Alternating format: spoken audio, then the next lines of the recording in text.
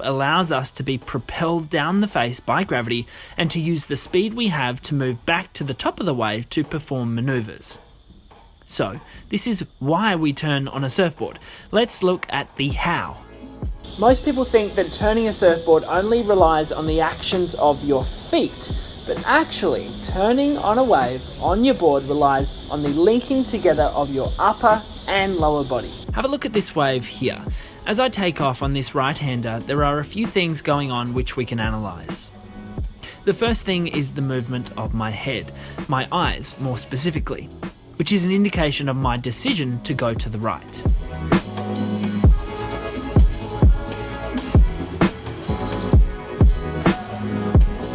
This is very important because it is this initial movement which fires off a kinetic chain of events to initiate the turning of me and my surfboard. As we watch this manoeuvre, notice the chain of movement.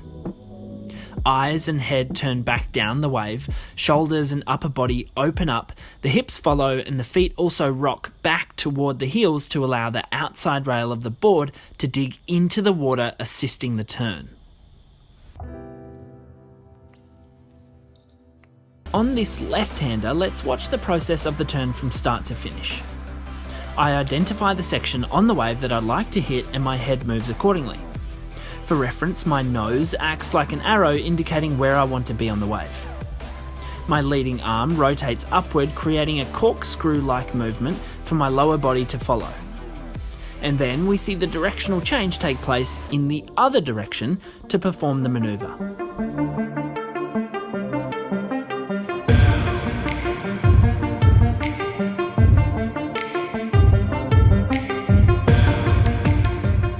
The ability to open and rotate the shoulders is essential for any surfer who wishes to perform high-intensity manoeuvres on a wave. And one thing I like to do before I go out for my sessions to really remind myself of this is this exercise here. I come into a full squat position, I grab one of my ankles, and then I do this on each side. And I do that consciously activating my back muscles to initiate the movement.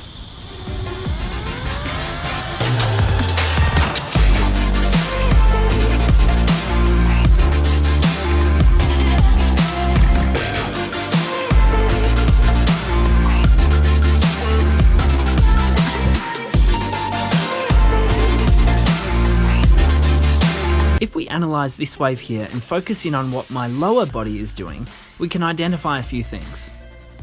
Number one, my back foot does most of the work. Because my back foot resides at the back of the board, this is where the directional changes must be initiated in the lower body. Imagine a boat. The steering and the motor is always at the back of the boat, turning it through the water. It's the same with your surfboard. Number two, you'll notice that I'm not being too heavy on my surfboard most of the time. I'm rocking back and forth between lifting up the board and pressing down the board to gather speed and momentum on the wave.